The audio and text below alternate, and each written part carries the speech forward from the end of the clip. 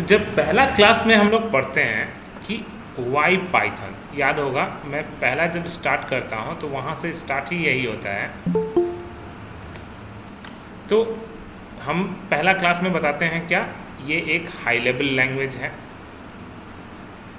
एक high level language है। दूसरा ओएस इंडिपेंडेंट प्रोग्रामिंग लैंग्वेज है। चलिए आज हम लोगों का यहाँ से एक्चुअली ये सब पढ़ा के कोई फ़ायदा नहीं हुआ था उस समय। दूसरा था ऑब्जेक्ट ओरिएंटेड प्रोग्रामिंग लैंग्वेज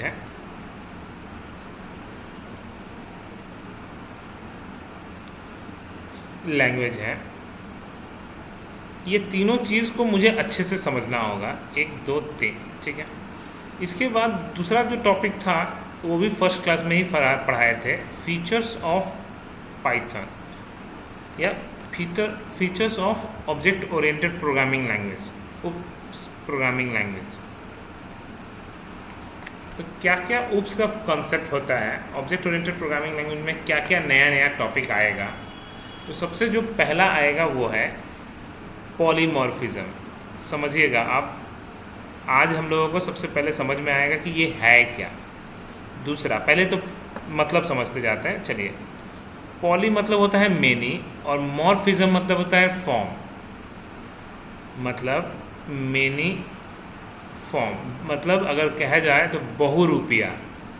बोला गया कि पहले पॉलीमॉर्फिज्म का मतलब अच्छे से समझते हैं, उसके बाद आप खुद भी जानते हो कि आपको ये पूरा पाइथन पढ़ के क्या करने वाले हो। सबसे पहले समझा देते हैं। मान लीजिए मैं अपना AICT का एग्जाम्पल पकड़ के चलता हूँ कि AICT में क्या क्या रिकॉर्ड रखना ज़रूरी है।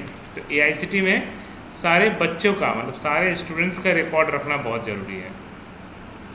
सारे टीचर्स का बहुत ज़रूरी है। टीचर रखिए न रखिए कोई फ़र्क नहीं पड़ता, सारे कोर्सेज़ का रिकॉर्ड, कोर्सेज़ में क्या क्या, स्टूडेंट्स में क्या क्या ज़रूरी है। तो स्टूडेंट्स का नाम क्या है, उसका फ़ोन नंबर क्या है, उसका ईमेल ID क्या है, बस। और कुछ बोला ना, इसका हाँ एक सीरियल नंबर रहना चाहिए, एक ID, यूनिक जो ID, ठीक है।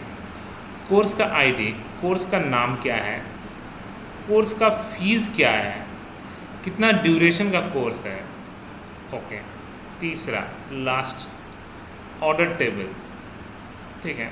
अगर मैं स्टूडेंट को रजिस्ट्रेशन करते समय ही अगर कोर्स का नाम इनरोल करा देता हूँ तो एक बच्चा कोई एक ही कोर्स खरीद सकता है। और मैं अगर नहीं कराता हूँ, ऑर्डर टेबल ले लेता हूँ, तो इससे क्या फ़ायदा होगा कि ऑर्डर ID, स्टूडेंट ID, कौन सा स्टूडेंट कौन सा कोर्स खरीदा, कोर्स ID, टोटल फ़ी कितना है, ओके, उसने कितना फ़ी पे किया, पेड फीस कितना है, बस हो गया। तो एक ही स्टूडेंट 2 कोर्स भी खरीद सकता है, 3 कोर्स भी खरीद सकता है। तो ये सबसे अच्छा चीज़ है। टोटल फीस मान लीजिए 8,000 हो, टोटल फीस 3,000 हो, टोटल फीस 6,000 हो, कोई फ़र्क नहीं पड़ता। कोई 2,000 पे किया है, कोई 3,000 का 3,000 भी पे कर दिया है, उसका 6,000 में 4,500 पे कर चुका है। मतलब ये सब आपको प्रोजेक्ट बनाने में है। आप क्या क्या किए इसमें, सबसे पहले हाउ टू इंसर्ट डेटा। आप जब डेटाबेस सीखोगे तो आपको सिखाया जाएगा how to insert data, how to delete data, how to edit data, how to find list of data, list of student और लिस्ट ऑफ कोर्स। अब प्रॉब्लम ये है कि आप इसमें भी ये कोडिंग करने के समय भी आपको इंसर्ट नाम का फंक्शन चाहिए, इस कोड में भी इंसर्ट नाम का फंक्शन चाहिए। अब या तो आपके पास एक प्रोग्राम में सेम नाम का 2 फंक्शन हो सकता है, तो बोला नहीं, लेकिन जावा पाइथन में पॉसिबल है। तो पॉलीमॉर्फिज्म आपको क्या सिखाया जाएगा, एक ही नाम का मल्टीपल फंक्शन कैसे बनाते हैं, ये काफ़ी इंटरेस्टिंग है। आपको पॉलीमॉर्फिज्म का पहले तो पॉली मतलब मेनी और मॉर्फिज्म मतलब फॉर्म, बस नया नया डेटा, नया नया पैरामीटर पास होगा।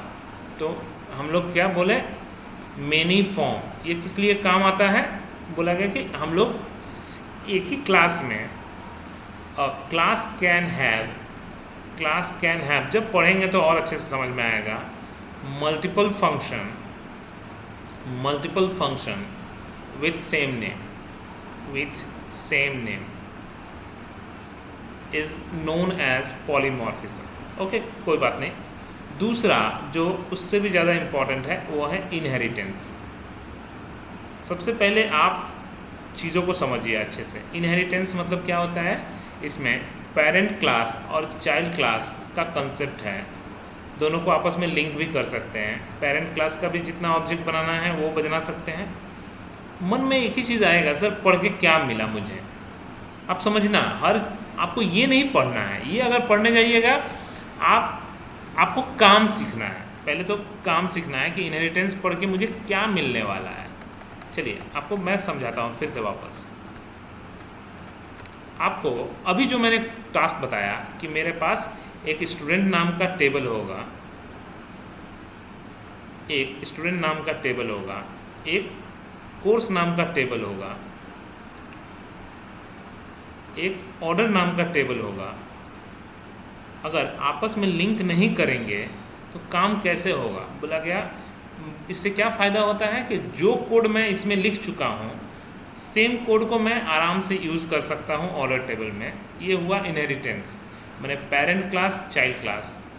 तो लिंकिंग जब तक नहीं आप सीखोगे, इसको हम लोग ऑब्जेक्ट ओरिएंटेड प्रोग्रामिंग लैंग्वेज के समय में भी समझाए थे कि आपका एक क्लास का आप बहुत सारे स्टूडेंट एडमिशन ले सकते हैं, स्टूडेंट 1 स्टूडेंट 2, ऑर्डर 1 ऑर्डर 2, एक ही स्टूडेंट 2-3 को ऑर्डर खरीद सकता है, कोर्स 1 कोर्स 2, आपकी मर्जी। मैं आपको ये नहीं सिखा रहा हूँ, आप एक ही क्लास का मल्टीपल ऑब्जेक्ट बना सकते हो, ठीक है, आपस में लिंक भी कर सकते हो। इसको हम लोग क्या इनहेरिटेंस बोलते हैं। तो बोलते तो हैं, अब आता है इनहेरिटेंस पढ़ने से क्या मिलेगा मुझे। लास्ट इनहेरिटेंस पढ़ के क्या मिला मुझे, आपको मैं एक चीज़ समझाता हूँ। जब आप एक कंपनी का, जैसे मान लीजिए AICT का एग्जाम्पल, फिर से वापस AICT का एग्जाम्पल, AICT में कंपनी का ओनर एक है, समझिएगा, कंपनी का ओनर एक ही है जिसके 2-3 ब्रांचेज हैं, थोड़ा 2-3 ब्रांच 1 ब्रांच 2 ब्रांच 3। ब्रांच 1 में क्या ब्रांच 1 वाला ब्रांच 2 का डेटा देख सकता है? तो नहीं देख सकता। समझिएगा, बहुत ही इंपॉर्टेंट चीज़ समझा रहे हैं। क्या ब्रांच 1 वाला ब्रांच 2 का डेटा देख सकता है? तो नहीं देख सकता। ना ही 3 का डेटा देख सकता है। तो आपस में ठीक है। क्या प्रोजेक्ट मैनेजर का डेटा देख सकता है? तो हाँ, प्रोजेक्ट मैनेजर एक कंपनी में एक ही रहेगा, या मैनेजर बोलिए या प्रोजेक्ट मैनेजर बोलिए। चलिए टीम लीडर, हर एक टीम लीडर के अंडर में डेवलपर, हर एक टीम लीडर के अंडर में डेवलपर। तो आप समझना कि आपको चाइल्ड क्लास पेरेंट क्लास पढ़ के क्या मिलने वाला है, आपका कंट्रोल। अब जो डेवलपर कोड अपलोड करेगा टीम लीडर को भी दिखेगा, डिज़ाइनर जो अपलोड करेगा वो भी टीम लीडर को दिखेगा, टेस्टर जो टेस्ट करके अपलोड करेगा वो भी टीम लीडर को दिखेगा, ठीक है। आपस में लिंक करके जो टीम लीडर जो भी काम करेगा वो प्रोजेक्ट मैनेजर को दिखेगा। क्या इसका टीम लीडर को देख सकता है? तो नहीं, इधर नहीं आप, लेकिन ये सबको देख सकता है। इसका डेटा ब्रांच मैनेजर देख सकता है, पूरे ब्रांच का डेटा ओनर देख सकता है, बिल्कुल सेम तरीके से हायरार्की। तो आपको एक चीज़ तो समझ में आएगा, जब तक हम लोग लिंकिंग या चाइल्ड क्लास नहीं बनाना सीखेंगे, हमको बार बार नहीं, अगर मैं अलग अलग टीम लीडर, फिर से डेवलपर, फिर से अब मैं इसका कोडिंग भी लिखूंगा, फिर से इसमें कोड लिखना पड़ेगा। ऐसे क्या होगा कि आप जैसे इनहेरिटेंस कर दीजिएगा, इसका सारा फंक्शन इसमें आ गया, मैं आपको दोबारा इसमें डिफाइन नहीं करना पड़ेगा। ऐड डेवलपर ऑटोमेटिकली आ जाएगा, add developer, delete developer, list of developer. Team leader का जैसे हम कर दिए प्रोजेक्ट मैनेजर में, ऐड टीम लीडर, ऐड सब कुछ हो गया। Manager branch manager, add project manager, add team leader, मतलब क्योंकि सब एक दूसरे से इनहेरिटेड है। तो ये चीज़ आपको सिखाना होगा, बहुत ही इंटरेस्टिंग चीज़ है आपको, लेकिन काम सीखना है, ठीक है, काम सीखना है। तो काम सीखने से आपको देखिएगा मज़ा ही आएगा, ठीक है। चलिए, तो ये हुआ मेरा सेकेंड चीज़। थर्ड चीज़ जो है इससे भी ज़्यादा ध्यान रखिएगा। थर्ड चीज़ बोला कि क्या है? एब्स्ट्रक्शन। ध्यान रहे, बहुत ही इंपॉर्टेंट टॉपिक है एब्स्ट्रक्शन। बोला ये क्या है नया चीज़? बोला हाइडिंग डेटा।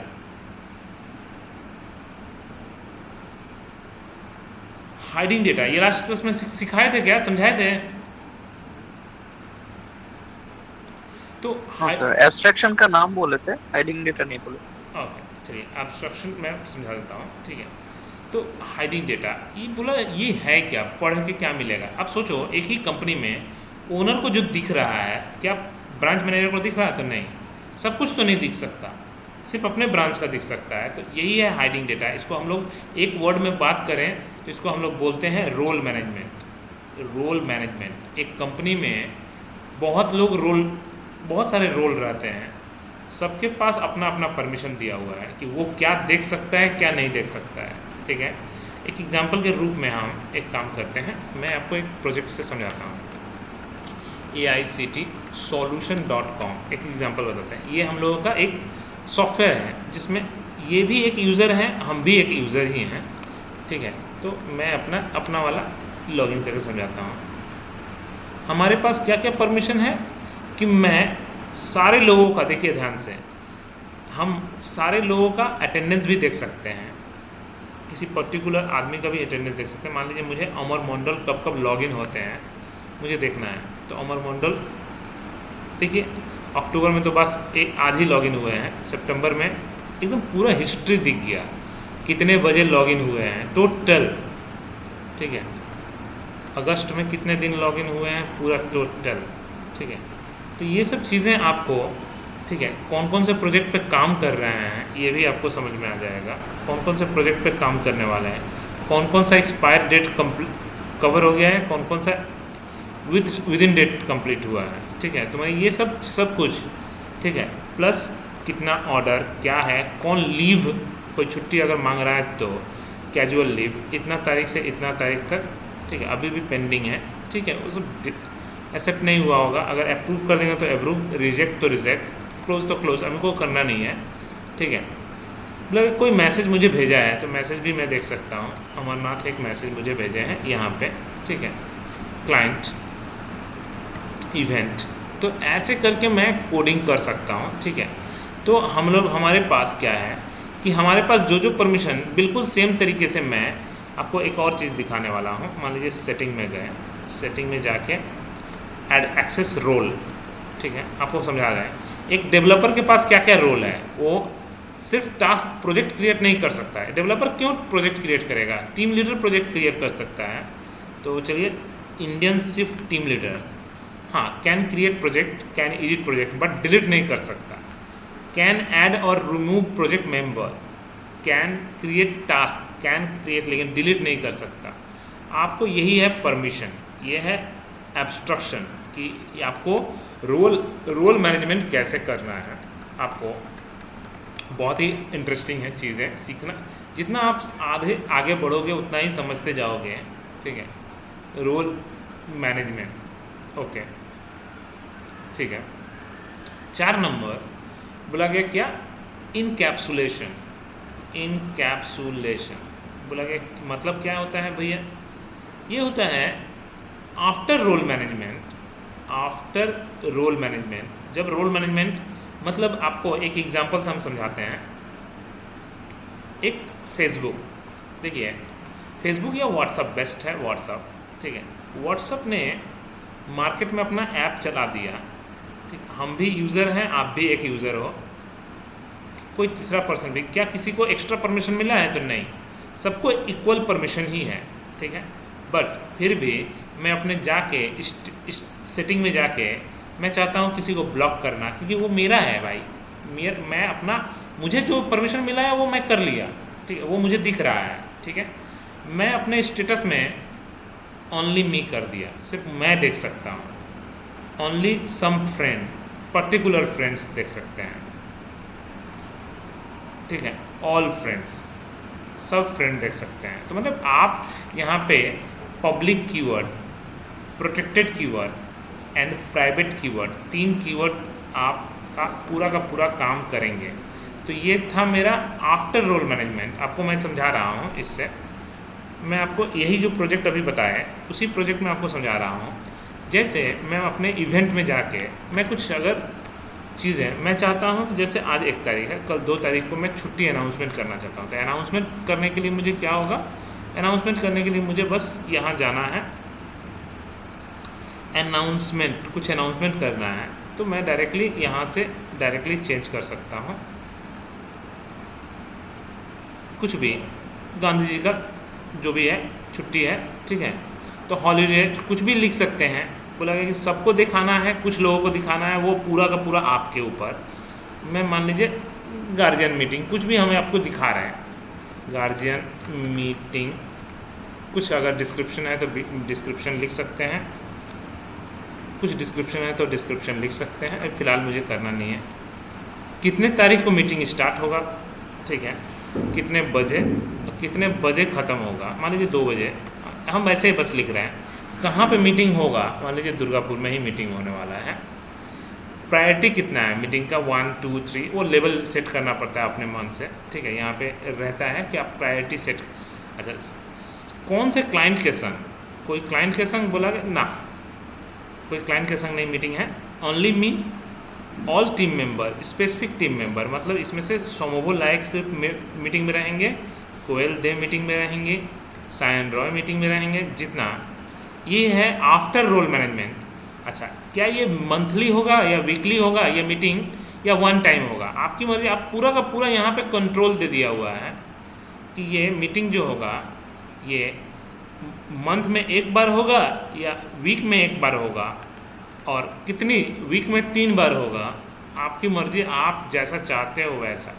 तो ये है after role management, manage level. देखिए मैं आपका लेवल मैनेज करता हूँ, ठीक है, लेवल 1 बस काफ़ी है, लेवल 2 मतलब समझ में आ जाएगा कि इतना इम्पोर्टेंट नहीं है, लेवल 3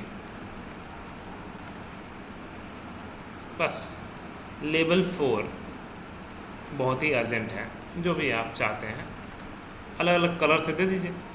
इससे क्या फ़ायदा होगा मेरा कि आपको याद रखने में भी सुविधा होगा। हो गया, अब मैं आराम से जिसको भी जितना भी लेवल देना चाहता हूँ वो लेवल दे सकता हूँ प्रायोरिटी वाइज, ठीक है। तो मुझे वो कलर से दिखना स्टार्ट हो जाएगा, ठीक है। चलो देखते हैं। तो ये सब चीज़ें हैं, मैं आपको एक बस करके दिखा दे रहा हूँ, कुछ भी, ठीक है, मुझे बस दिखना है, ठीक है, दिखना है, हो गया। और कुछ हट, ओके,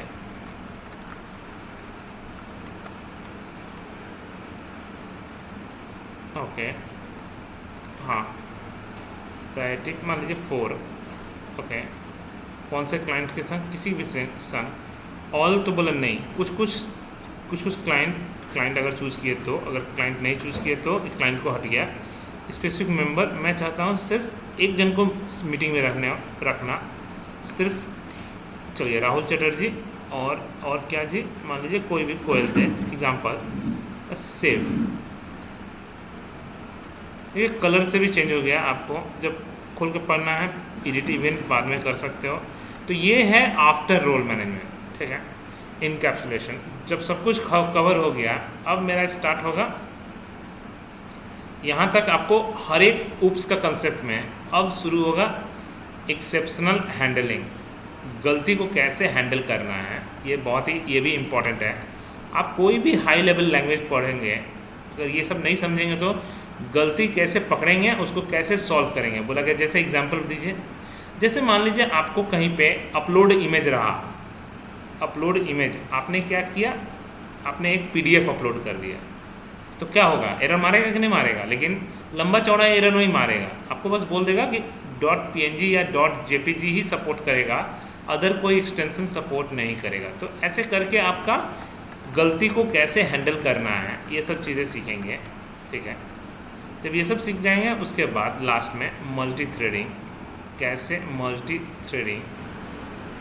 कैसे मल्टीपल टास्क, बोला गया मल्टीपल थ्रेडिंग होता क्या है, आपको चीज़ समझाते हैं।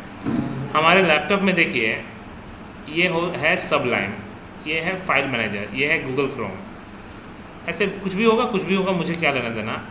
गूगल क्रोम एक टैब है, एक प्रोसेस है, इसको बोलते हैं प्रोसेस, समझिएगा। एक लैपटॉप में हम बहुत सारे प्रोसेस चला सकते हैं, प्रोसेस 1, प्रोसेस 2, प्रोसेस 3। एक प्रोसेस के अंदर बहुत सारे थ्रेड चला सकते हैं। बोला थ्रेड किसको बोलते हैं हम लोग, टैब को। हम ये इसमें भी हम बहुत सारे थ्रेड चला सकते हैं, गूगल क्रोम में ही दिखाते हैं। हम अलग अलग टैब में अलग अलग चीज़ें खोल सकते हैं, कुछ भी हम खोल सकते हैं। चलिए मैं ऑनलाइन हिंदुस्तान एकेडमी एक में खोल देता हूँ, एक में कुछ और खोल देता हूँ। चलिए मैं जीमेल खोल देता हूँ, एक में कुछ और खोल देता हूँ भैया। तो ये था मेरे पास कोडिंग। तो मेरा ईच थ्रेड एक प्रोसेस के अंदर, इसको बोलते हैं threads. Each threads are independent. तो ईच थ्रेड आर इंडिपेंडेंट, आपको यहाँ से आपको समझ में आएगा। राइट क्लिक टास्क मैनेजर, आपको ये चीज़ समझ में आएगा हमारे पास लैपटॉप में क्या क्या प्रोसेस चल रहा, ठीक है, कौन प्रोसेस कितना मेमोरी खा रहा, और एक प्रोसेस के अंदर कितने सारे टैब चल रहे हैं, और कौन सा थ्रेड चल रहे हैं, कौन सा थ्रेड कितना मेमोरी खा रहा है, हर कुछ आपको समझ में आएगा। कितना नेट खा रहा है, ठीक है, टोटल मिला के। तो टोटल हम लोग का एक्चुअली में अभी गूगल मीट में है, इसलिए ये नेट खा रहा है। चलिए, तो ये सब चीज़ें हैं। Each threads are independent. ये भी पढ़ने में बहुत अच्छा लगेगा, बाद में अभी समझेंगे, इसको हमको अभी समझना नहीं है। और मैंने ये भी बताया था लास्ट, जो सबसे इम्पॉर्टेंट है, ये भी बताया था, ये compiler as well as, compile time में कंपाइलर है, compiler as well as interpreted language है, ठीक है, compiler as well as interpreted language है। चलो, बोला कि मतलब कंपाइल टाइम में ये कंपाइलर है, कंपाइल टाइम में ये कंपाइलर है, और रन टाइम में इंटरप्रेटर है। याद होगा मैं बोला भी था कि इंटरव्यू में पूछता है रन टाइम में क्यों स्लो है, ताकि किसी भी लाइन में एरर मिले वहीं पे रुक जाएगा। काफ़ी अच्छा चीज़ है। चलो, तो सबसे पहले how to declare a class और व्हाट इज़ क्लास, आपको ये भी सबसे बड़ा चीज़ समझा देते हैं। व्हाट इज़ क्लास, ये भी मैंने फर्स्ट क्लास में समझाया था कि सी और C++ और जावा में क्या डिफरेंस है। जावा में आपको समझाएंगे। तो चलो, सबसे पहले C और C++ में। C कहाँ पे आके ख़त्म होता है, जाके ख़त्म होता है स्ट्रक्चर पे। C जाके ख़त्म हो जाता है स्ट्रक्चर पे। व्हाट इज स्ट्रक्चर, तो collection of dissimilar data type. आपको ये फर्स्ट क्लास में ही समझा रहे थे, इसलिए collection of dissimilar data type. तो क्या कोड वहाँ से शुरू होता है? नहीं, कोड मेरा शुरू कहाँ से होता है? हमेशा वॉइड मेन से। जब मैं स्ट्रक्चर को यूज़ करने वाला हूँ, तब ये मेरा स्ट्रक्चर के अंदर रीड करने का। अगर नहीं यूज़ करूँगा तो ज़िंदगी में कभी ऊपर नहीं जाएगा। तो सिंपल से समझिएगा। Step number 1 void main, step number 2 then structure. अगर क्लियर स्क्रीन तो क्लियर स्क्रीन, गेट ch तो गेट ch। इससे मुझे कोई मतलब नहीं है। हैश इंक्लूड बोला गया। C++ में जब यही चीज़ आया, अगर कोई आपसे पूछेगा व्हाट इज क्लास, तो class is also a collection of dissimilar data type. सबसे बड़ा चीज़ है आपको, व्हाट इज क्लास C++ में, तो बोला गया क्लास भी एक तरह से collection of dissimilar data type. मतलब difference between structure and class, सबसे पहले ओनली वेरिएबल एलिमेंट बन सकता है, सिर्फ वेरिएबल ही रह सकता है। यहाँ पे वेरिएबल और फंक्शन दोनों रह सकता है।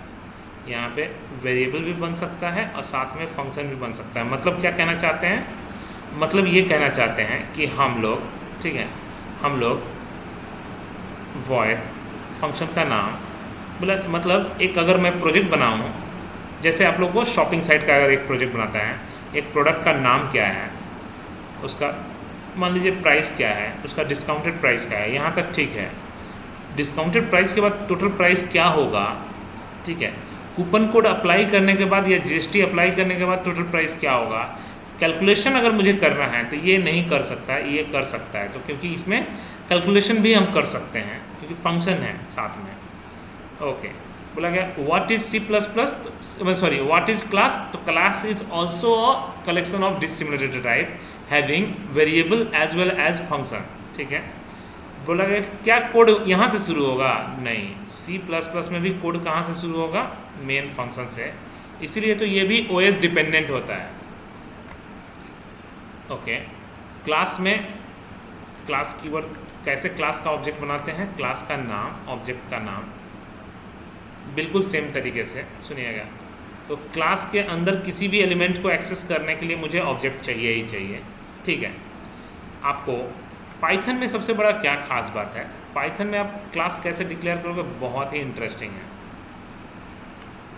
ठीक है।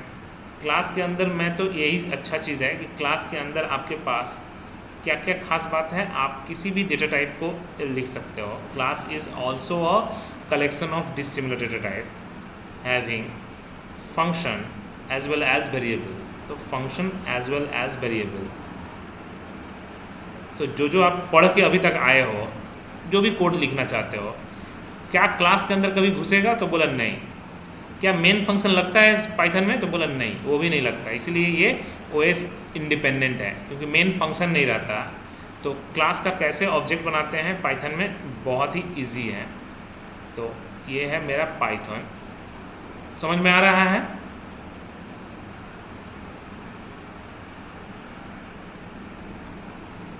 Yes sir.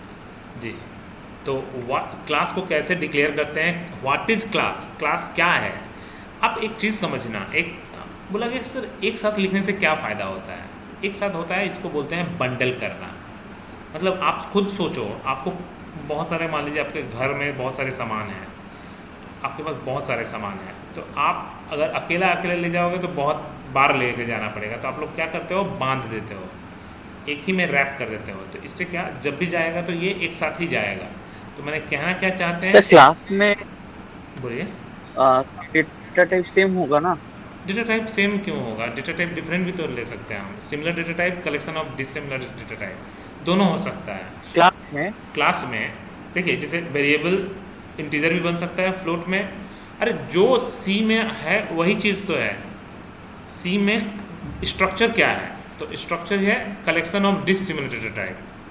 C++ में collection of dissimilar data type, तो पाइथन में भी collection of dissimilar he data type है, ठीक है। मतलब आपको सिमिलर डेटा टाइप नहीं, यहाँ पे आप सिमिलर भी रख सकते हो। तो collection of dissimilar data type, but खास क्या बात है, खास बात है डिसिमिलर डेटा टाइप, खास है कि यहाँ पे मेरा फंक्शन भी एलिमेंट बन के रह सकता है, ठीक है। अब मुझे सीखना है, सबसे पहले तो ये सीखेंगे, उसके बाद मुझे क्वेश्चन क्या है, एक एक करके question. How to access variable और फंक्शन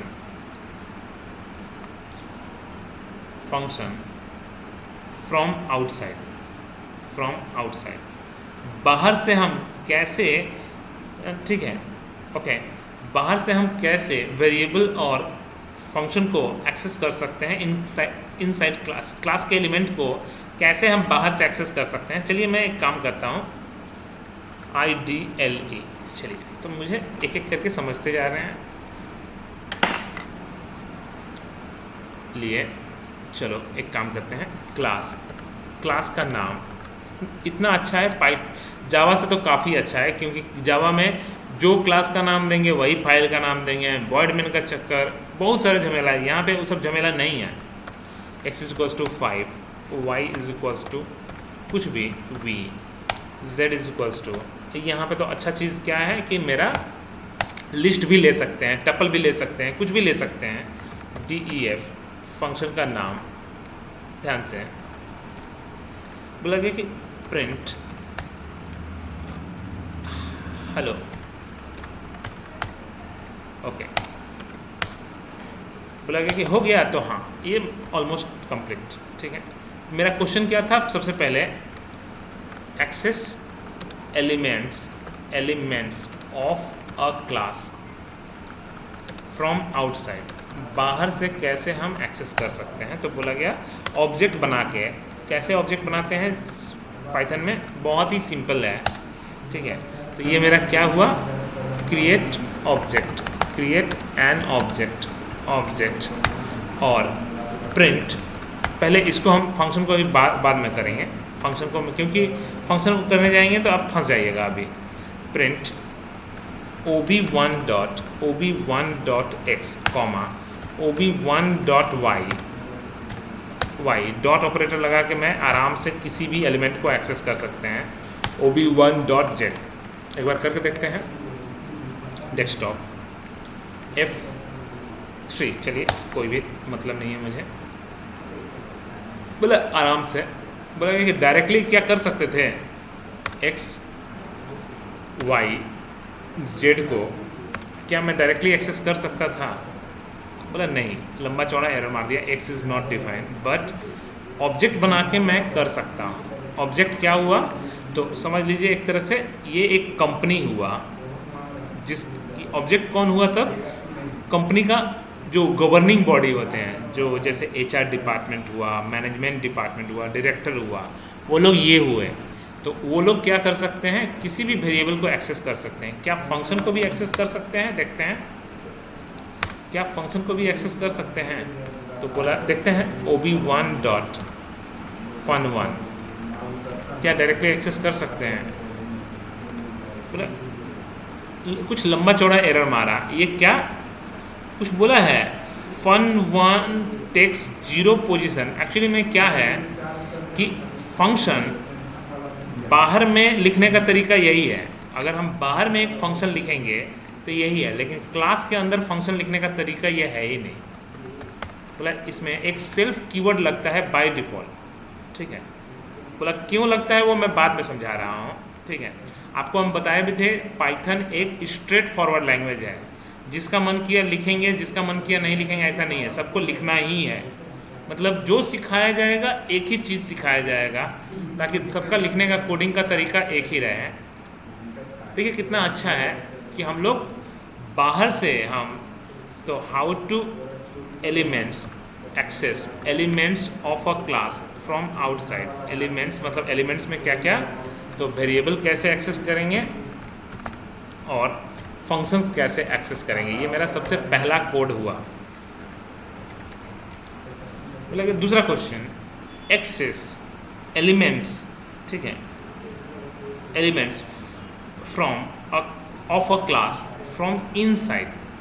अब समझिएगा, इनसाइड मतलब इस फंक्शन के अंदर कैसे एक्सेस कर सकते हैं। तो आपको क्या करना है, बस ये आपको यहाँ पे नहीं करना है, समझिएगा। बोला कि मुझे इस फंक्शन के अंदर इस x और y और z को कैसे एक्सेस कर सकते हैं। तो आपको फिर भी ऑब्जेक्ट बनाना पड़ेगा, क्योंकि पहले तो वहाँ पहुँचना होगा, उसके बाद तो जो भी करना है। तो चलो देखते हैं। बोला कि क्या ऑब्जेक्ट बनाएंगे? बोला नहीं, इस सेल्फ जो है ये जावा में दिस कीवर्ड का इस्तेमाल होता है। यहाँ पे हम लोगों का पाइथन में self keyword, self dot x without creating any object, self dot y comma self dot z, ठीक है। एक बार प्रिंट करा के देख लेते हैं, फिर भी प्रिंट हो गया। कैसे किए? ऑब्जेक्ट बना के हमने फंक्शन को कॉल किया, ओके। फंक्शन ने क्या किया, अंदर के सारे एलिमेंट को, तो एक्सेस एलिमेंट्स मैंने वेरिएबल और function from of a class from inside. चलिए देखते हैं। और बोला कि एक और फंक्शन बनाई है fun2, जिसके अंदर सेल्फ एकदम मस्ट है, वो उसके बिना काम नहीं करेगा कोड, कोई भी कोड काम नहीं करेगा। बोला कि बाहर से कॉल नहीं करना है fun2 को, आपको सिर्फ fun1 को ही कॉल करना है। fun1 fun2 को कॉल करेगा। तो क्या डायरेक्टली कॉल कर सकता है? बोला नहीं कर सकता। किसके द्वारा करेगा? सेल्फ के द्वारा करेगा। फिर से वापस हम लोग एक ऑब्जेक्ट बनाए, हमने fun1 को कॉल किया। fun1 क्या किया? सेल्फ लगा के, बिना ऑब्जेक्ट क्रिएट किए, ठीक है, बिना ऑब्जेक्ट क्रिएट किए सेल्फ लगा के वेरिएबल को भी एक्सेस कर लिया, सेल्फ लगा के फन को भी कॉल कर लिया। तो एक बार रन करा के देख लेते हैं। परफेक्ट। लास्ट में हमको क्या? एक्सेस। अब ये क्लास के अंदर का element, access outside element, outside elements variable और फंक्शन फ्रॉम इनसाइड क्लास। देखते हैं कहना क्या चाहता है। मतलब एक मान लीजिए मैं एक ग्लोबल वेरिएबल डिक्लेयर करता हूँ 10, ठीक है। क्या मैं 10 को अंदर में प्रिंट कर सकता हूँ? देखता हूँ तो प्रिंट m, लगे क्या कर सकता हूँ? बोला कि हाँ ये कर सकते हैं डायरेक्टली। तो मतलब मेरा आंसर है डायरेक्टली हम लोग बाहर के एलिमेंट को मैं डायरेक्टली अंदर से कॉल कर सकता हूँ। देखता हूँ क्या फंक्शन के लिए भी सेम लॉजिक है। def fun3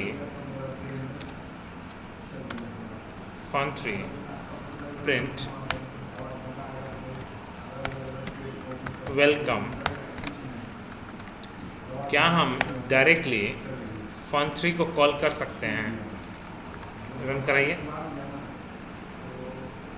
बोला डायरेक्टली कॉल कर सकते हैं, मतलब यहाँ पे आपको दिक्कत नहीं है। बाहर में अगर रहा आउटसाइड एलिमेंट वेरिएबल हो चाहे फंक्शंस हो, उसको हम फ्रॉम इनसाइड क्लास आराम से कॉल कर सकते हैं डायरेक्टली, बिना सेल्फ का इस्तेमाल किए और बिना मुझे कोई ऑब्जेक्ट का इस्तेमाल किए, डायरेक्टली। बोला कि यहाँ पे दो तरीका है। एक डायरेक्टली, इसका आंसर क्या क्या है मेरा? एक है आंसर डायरेक्टली और एक है आंसर, एक है passing parameter through a function. कैसे कैसे कॉल कर सकते हैं जी? एक तो मैं डायरेक्टली कॉल कर ही सकता हूँ, डायरेक्टली कॉल कर सकता हूँ, लेकिन मैं चाहता हूँ कि नहीं, मैं उसको एज अ पैरामीटर पास करा दूँ और उसको रिसीव कर लूँ। तो क्या अब डायरेक्टली कॉल कर सकते हैं? तो बोला हाँ। मैं इसको जानबूझ के m1 कर देता हूँ ताकि आपको कन्फ्यूज़न भी न रहे। तो मैं यहाँ पे m का वैल्यू 10 लिया हूँ। मैंने क्या किया? फंक्शन विथ पैरामीटर, मैंने फंक्शन विथ पैरामीटर में m का वैल्यू पास करा दिया, जिसको मैंने m1 में रिसीव किया। क्या m1 को प्रिंट कराने से 10 आएगा या नहीं आएगा? देखते हैं। फिर भी 10 आया, ठीक है। तो ये चीज़ था कि हमारे पास क्या क्या तरीका है। आउटसाइड एलिमेंट को एक्सेस करने का दो तरीका है, एक डायरेक्टली और एक मेरा क्या चीज़ है, एक है मेरा एक तो डायरेक्टली था, एक था थ्रू फंक्शन विथ पैरामीटर। अब आते हैं क्या, हमारा जब सब कुछ हो गया, अब मुझे जो समझना है, अब सब कुछ ठीक है, क्या हम एक ही प्रोग्राम में मल्टीपल क्लास बना सकते हैं? सुनिएगा ध्यान से। मतलब मैंने क्या बोला, एक टीम लीडर के लिए, एक डेवलपर के लिए, क्या हम एक ही प्रोग्राम में मल्टीपल क्लास बना सकते हैं? बोला बिल्कुल बना सकते हैं। क्या सेम वेरिएबल भी ले सकते हैं? वो भी ले सकते हैं। उससे क्या लेना देना उसको? ये तो लोकल है इस प्रोग्राम का, वो लोकल है उस प्रोग्राम का, ठीक है। सेम नाम का फंक्शन भी ले सकते हैं, बोला वो भी कोई प्रॉब्लम नहीं है, ठीक है, उससे भी कोई मतलब नहीं है।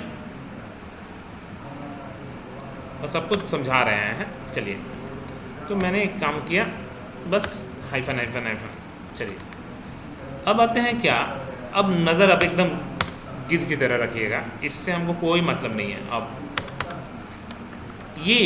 ये जो है एक अलग क्लास है और बी जो है एक अलग क्लास है, जिसको मैं बस ऐसे समझा दिया ताकि समझ में आए, ठीक है, कि ये हेलो अलग है, ये हेलो अलग है, ठीक है।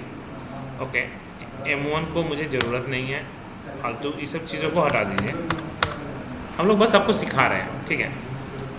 ओके, जैसे मैंने ए का ऑब्जेक्ट बनाया और fun1 को कॉल किया, तो कौन सा वाला fun1? तो ये वाला fun1, ठीक है। क्या काम करेगा? बिल्कुल काम करेगा, कोई फ़र्क नहीं पड़ता, ठीक है। ओके, जब मैं बी का ऑब्जेक्ट बनाऊंगा, कंट्रोल सी, जैसे मैं बी का ऑब्जेक्ट बनाऊंगा, ओके, ob2.fun1, तो बोला गया ये भी कॉल हो रहा है आराम से।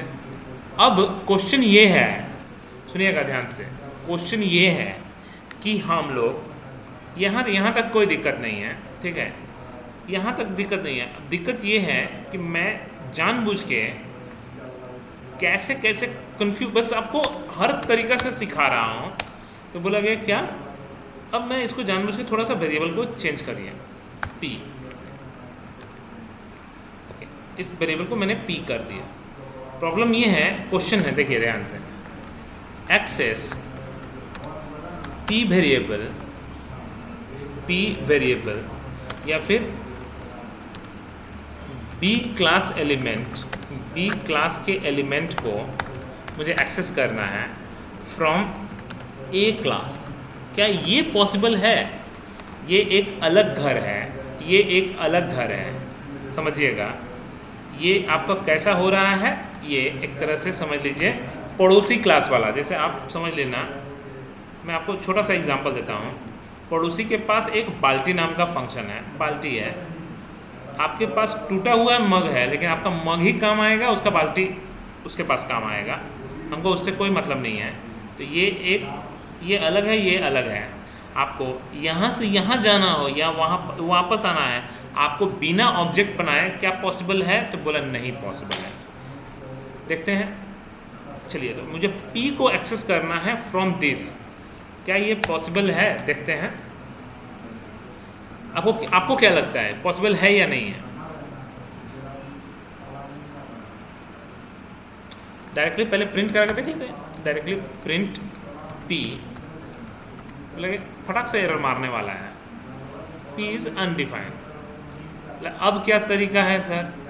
तो बोला कि अब तो आपके पास कोई तरीका ही नहीं है, आपके पास बस एक ही तरीका है, आप एक ठो ऑब्जेक्ट बनाइए, उसके अंदर A के अंदर, ठीक है, A के अंदर आप ऑब्जेक्ट बनाइए ob3.p। क्या अब प्रिंट होगा? बोला नहीं, सॉरी, A का हम ऑब्जेक्ट क्यों बनाए हैं, B का ऑब्जेक्ट, सॉरी। बोला हाँ, काम तो कर गया, मतलब मेरे पास ऑप्शन एक था। क्या मैं बाहर वाला ऑब्जेक्ट को इस्तेमाल कर सकता हूँ फालतू का? क्योंकि मैं दोबारा क्यों ऑब्जेक्ट बनाऊँ, जब ऑब्जेक्ट बनाया ही हुआ है तो ऑब्जेक्ट क्यों बनाऊँ दोबारा, क्योंकि वो तो ग्लोबल है। लगे कि OB2 इज़ नॉट डिफाइंड, मतलब वेरिएबल आपका ग्लोबल काम करेगा, लेकिन आपका ऑब्जेक्ट ग्लोबल काम नहीं कर रहा है, ठीक है। तो मतलब आपके पास क्या ऑप्शन था? बस एक ही तरीका है, वो है कि क्रिएट ऑब्जेक्ट इनसाइड A। तो क्वेश्चन क्या था? Access B class element from A class. A class से मुझे B क्लास के एलिमेंट को एक्सेस करने के लिए बोला गया कि सर एक ही तरीका है या कोई और तरीका भी है? तो देखते हैं, ट्राई मार के देख लेते हैं। बोला गया कि एक काम कीजिए, Q नाम का एक वेरिएबल ले लीजिए 23। अब Q को एक्सेस कीजिए, तो बोला गया कि आप एक काम करो, ग्लोबल कीवर्ड का इस्तेमाल करना, ग्लोबल Q को ग्लोबल बना दीजिए, ग्लोबल Q, बस हो गया। तो अब आप क्या डायरेक्टली प्रिंट करा सकते हैं? देखते हैं, self.q। अब एक बार प्रिंट करा के देखते हैं, कि देयर इज नो Q। कोई बात नहीं, इस ग्लोबल Q को यहाँ पे मत रखिए, था यहाँ पे रखिए। अब क्या काम करता है? सेल्फ तो नहीं लगाना पड़ेगा, सिर्फ Q लगाने से भी अब काम करेगा। देखिए कितना इंटरेस्टिंग है, मतलब दो तरीका आपके पास है, या तो आप ऑब्जेक्ट बना के एक एक्सेस कीजिए, और या फिर इस ग्लोबल कीवर्ड का इस्तेमाल कर लीजिए, और उसमें भी जहाँ पे यूज़ करना है वहाँ पे भी ग्लोबल को इस्तेमाल कर लीजिए। अब ये एज अ ग्लोबल काम करेगा, पूरे प्रोग्राम में कहीं पे भी एक्सेस कर सकते हैं ग्लोबल Q को। क्या हम बाहर में भी एक्सेस कर सकते हैं? प्रिंट Q, क्या मैं बाहर में भी एक्सेस कर सकता हूँ ग्लोबल Q को? तो ग्लोबल तो पहले लिखना पड़ेगा Q, उसके बाद तो Q को प्रिंट कराइएगा। बोला गया, देखते हैं प्रिंट करा सकते हैं। बोला हाँ, ये भी कर सकते हैं। तो जहाँ जहाँ ग्लोबल कीवर्ड लग जाएगा, वो चाहे कहीं पे भी इनिशियलाइज क्यों ना हो, ठीक है, तो काम करेगा। सुनिएगा ध्यान से, क्या मैं यहाँ पे कर सकता हूँ? अब कैसे कर सकते हो? ग्लोबल खोजने जाएगा, मिलेगा ही नहीं। बी में घुसने के बाद आएगा तो ठीक है, लेकिन बी में बिना घुसे आप एक बार करके देखिए, तब भी काम कर गया। बहुत बड़ी बात है, मतलब दैट मीन्स ये ग्लोबल पहले खोज आके कहाँ कहाँ ग्लोबल कीवर्ड लगा हुआ है, ठीक है, उसके बाद ग्लोबल का वैल्यू कितना है, तो 23। ओके, अब आते हैं क्या, 23 मेरा प्रिंट हो गया है। तो बहुत ही अच्छा चीज़ हम लोगों को सीखने को मिला ये, कि हमारे पास हम लोग एक क्लास से दूसरे क्लास के एलिमेंट को कैसे एक्सेस कर सकते हैं। तो हमारे पास दोनों तरीका है या तो हमारे पास लगभग सब तरीके का तरीका हो गया। मेरे पास रूल्स जितने भी थे वो सब कुछ ख़त्म हो गया, ठीक है। अब मुझे जितना चीज़ सीखना है, अब लगे कि हम लोग फंक्शन कितने टाइप के थे एक बार वापस समझ लीजिएगा। फंक्शन कितने टाइप के थे? टोटली 4 टाइप का। एक no return,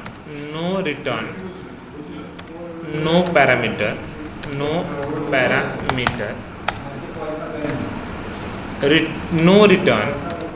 return but parameter, ठीक है, no return but parameter, okay. और क्या था? Return type, return but no parameter, और लास्ट में क्या है? रिटर्न भी मुझे करना है और साथ में पैरामीटर भी मुझे भेजना है। तो ये सब का सब, ठीक है, no return no parameter, no return parameter, return type no parameter और रिटर्न पैरामीटर। सबसे इम्पोर्टेंट कौन सा है? लास्ट वाला, ठीक है। आप लोगों को याद भी होगा कि मैं इसी का, तो यही चीज़ मुझे पढ़ना है, लेकिन इनसाइड क्लास, इनसाइड क्लास। पहले क्लास के अंदर कैसे कोडिंग करेंगे, सेम चीज़, क्योंकि मुझे फंक्शंस को ही लेके झमेला है यहाँ पे, वेरिएबल लेके तो दिक्कत है नहीं। तो बोलेगा कि चलो देखते हैं, कोडिंग करते हैं। क्लास का नाम ए, ओ, ठीक है।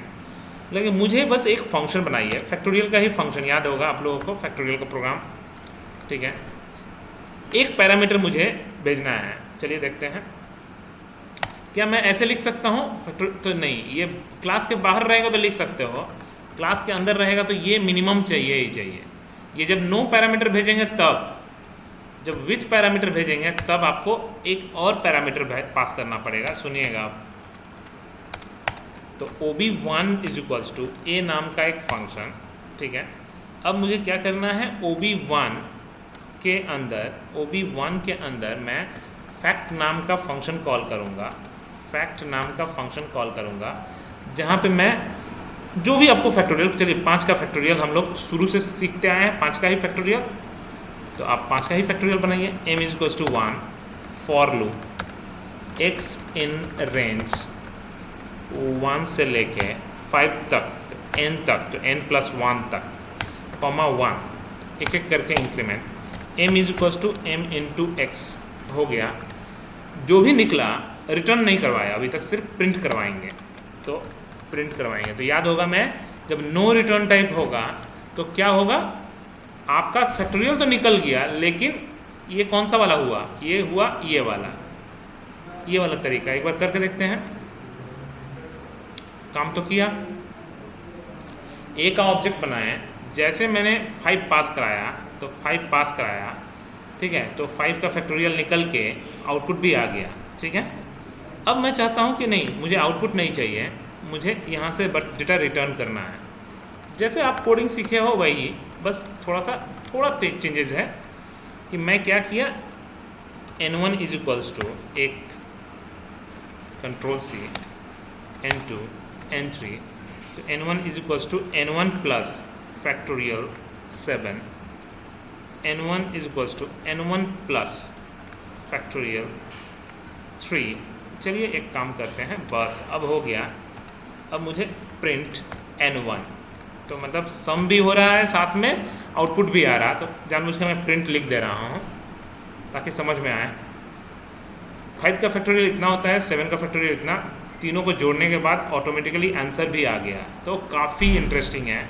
तो हम लोगों को ये समझ में आ गया कि क्लास के अंदर भी वही है, खाली अंतर कितना है? इतना छोटा सा चेंजेस है, मतलब जो आप पढ़ के आए हो अभी तक वही बिल्कुल सेम चीज़ ही है, खाली OB1 से कॉल करना है क्योंकि क्लास के अंदर है।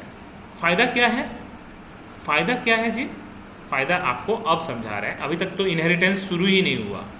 फ़ायदा क्या है हम आपको बताए थे, क्लास B जिसके पास, मान लीजिए, मुझे ध्यान से अब कोडिंग, A एक अलग क्लास है, ठीक है, B एक अलग क्लास है। मैं चाहता हूँ कि B में मैं फिबोनाची सीरीज़ का code लिखाऊँ, Fibonacci series, फिबो1।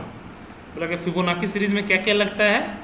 First term, last term, sorry first term, second term और nth टर्म, ठीक है। तो मुझे बस वही कोड याद रखना है। क्या रिटर्न करना जरूरी है तो फिबोनाची में? तो नहीं, simple print A, B, end is equals to comma, ठीक है, और separator is equals to also comma, तो बोला एंड में भी कॉमा और सेपरेटर में भी कॉमा, ठीक है, कोई दिक्कत नहीं है, एंड में भी कॉमा सेपरेटर में भी कॉमा, ठीक है, कोई दिक्कत नहीं है। अब आते हैं हाँ जी, ठीक है, ये तो हुआ सिर्फ फर्स्ट टर्म और ही। अब ये loop for x in range, आप लोगों को फिबोनाची सीरीज याद होगा कि 2 टर्म पहले से गिवन होता है और नंबर ऑफ टर्म्स बोल देगा 10 टर्म, तो 2 तो ऑलरेडी दिया हुआ है, आपको क्या करना होगा 0, n-2 + 1, अब पता नहीं कितना बार चलेगा देख लेंगे, (1) बोला कि n-2 क्यों किए, ताकि और 8 बार चले, अगर n का वैल्यू 10 होगा तो। चलिए देखते हैं अभी, बोला कि c is equals to a + b, क्या मैं लिख सकता हूँ, तो हाँ डायरेक्टली लिख सकते हैं। बोला सेल्फ का ज़रूरत नहीं है, तो नहीं, यहाँ पे है, अगर मैं इसके अंदर क्लास के अंदर लिखता तो वो काम नहीं करता, तो print c comma end is equals to साथ में कॉमा, ओके। और मुझे क्या करना है, जब लूप ख़त्म हो जाए तो प्रिंट ओ हो, अच्छा एक minute, shifting a is equals to b, b is equals to c, Fibonacci series जिसको याद होगा वो कर सकता है। मैं बस इसको कॉल करने वाला हूँ, दिखाता हूँ। जैसे मैं b का ऑब्जेक्ट बनाऊँगा, अब मैं दिखा रहा हूँ कोडिंग, इतना हम पढ़ क्यों रहे हैं, ठीक है। अब मैं ऑब्जेक्ट बनाऊंगा तो ये एक अलग क्लास है, ये एक अलग क्लास है, इसमें फिबोनाची का कोड किया है, देखते हैं ob2 डॉट fibo1, जिसके अंदर फर्स्ट टर्म, सेकेंड टर्म और nth term, number of terms करके देखते हैं, 1 1 2 1 2 3 5 3 5 8 13 21 34, कितना टर्म हुआ वो गिनिए तो 3 3 6 4 10, एक ज़्यादा हो गया, 11 हो गया। तो मतलब मुझे कोड में खाली यहाँ पे +1 नहीं करना चाहिए था, क्योंकि 0 से स्टार्ट हो रहा, या फिर यहाँ से शुरू कीजिए, तब जाके ये क्या होगा, तब मेरा 3 3 6 4 10 ये जाके कोड कंप्लीट हुआ। तो मेरा क्या ये सीखने के लिए हम लोग जावा मैंने पाइथन का उप्स पढ़ रहे हैं, बोले नहीं, ये तो हम ऐसे भी कर सकते थे। इसमें क्या फ़ायदा है, ये है इनहेरिटेंस शुरू हो गया। देखिए ध्यान से, इनहेरिटेंस का क्या फ़ायदा है कि आपको ऑब्जेक्ट बनाने का टेंशन ही खत्म, एक ही का किसी का ऑब्जेक्ट बनाइए, किसी का मतलब वो भी बी का, क्यों, क्योंकि आपका ए से बी खींचा हुआ है, अब मेरा ए से बी एक्सटेंडेड है, तो मतलब ए के अंदर जो फिबोनाची फैक्टोरियल का प्रोग्राम था और इसमें फिबोनाची का प्रोग्राम था, तो इसके अंदर दोनों का आ गया। तो मतलब मेरे पास क्या फ़ायदा हुआ, यही है कि एक टीम लीडर, एक प्रोजेक्ट मैनेजर, तो प्रोजेक्ट मैनेजर के पास अपना तो खुद का कोड है ही, प्लस टीम लीडर वाला भी सारा कोड आ गया, शुरू हो गया इनहेरिटेंस, हल्का फुल्का इनहेरिटेंस। तो अब आपको बार बार झमेला नहीं रहा, एक ही ऑब्जेक्ट से मैं दोनों काम करा सकता हूँ, एक ही ऑब्जेक्ट से मैं देखिए दोनों काम करा सकता हूँ, ठीक है। देखिए पूरा का पूरा, ठीक है, ये तो मैं प्रिंटिंग किया हूँ इसलिए, नहीं तो सीधा आंसर आता, ठीक है। तो ये हुआ और ये हुआ, दोनों का दोनों कोड काम कर गया एक ही ऑब्जेक्ट से, क्यों, क्योंकि बी के पास दोनों परमिशन है। आप खुद भी जानते हो कि पापा का सारा चीज़ बेटा बेटी का ही होता है, तो सिंपल सा कॉन्सेप्ट यही है। मेरा ये तो लोकल वाला भाषा से समझा रहे हैं आपको। मेन कोडिंग क्या करना है आपको, जब टीम लीडर का प्रोजेक्ट जो भी आप सेक्शन बना लीजिएगा, आपको दोबारा फिर से कोडिंग लिखने का ज़रूरत नहीं पड़ेगा, बस एक्सटेंड कर दीजिए। और इसमें जो नया है, क्योंकि इसमें दोबारा फिर से मुझे लिखने का, तो टीम लीडर का ऐड का कोड, डिलीट का कोड, एडिट का कोड, ये ऑटोमेटिकली आ जाएगा अपना खुद का, ठीक है। ऐड का कोड, डिलीट का, क्योंकि एक ही नाम से दो फंक्शन भी हो सकता है, तो ये सबसे अच्छा चीज़ है। अभी पॉलीमॉर्फिज्म जब आएंगे तब, अभी तक तो मैं सिर्फ what is class, how to access, तो ये मेरा हो गया चाइल्ड क्लास, अब ये मेरा हुआ चाइल्ड क्लास। ये पूरा समझ में आया आप लोगों को? Yes sir. चलिए तो हम इसको यहीं पे हम पॉज करते हैं, ठीक है।